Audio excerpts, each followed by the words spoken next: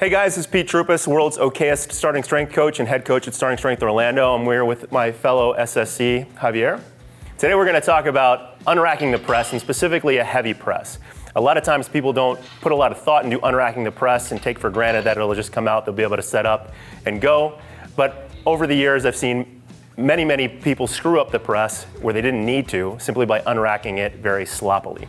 So you have the benefit of the rack, and a lot of people take for granted that the rack is there to do a lot of the work before you unrack it the first time.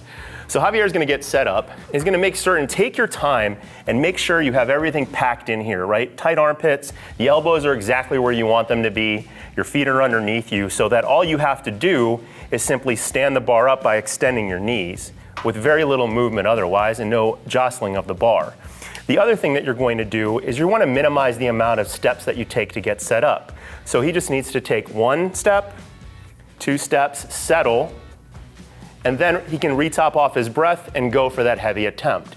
The problem can be if you're unracking it sloppily or haphazardly is as you back up to get set up, on a heavy press that bar still might be moving backwards and knock you off your midfoot balance point while you're trying to get set up. People won't pay attention to it, they're just excited to press heavy, they'll take their breath and go and potentially miss that attempt because they did it off balance and weren't tight to begin with. But the point is we're trying to minimize the amount of movement that you're dealing with when unracking and attempting a heavy press, heavy singles, heavy triples, whatever that is. This is something that you should practice on your lighter days to make certain that you are being as efficient as you can with your movement. To recap, you're going to get underneath the bar, you're going to make certain that you're letting the rack do the work and get set up the way that you want, so all you have to do, there shouldn't be any movement other than your knees extending, taking 1 step back, slow, 2 step back, good, make certain of your midfoot, take that extra half second to make sure your midfoot set up and go. Thanks for watching. If you're interested in learning more, you can check out Starting Strength Gyms for free for your free 30-minute session.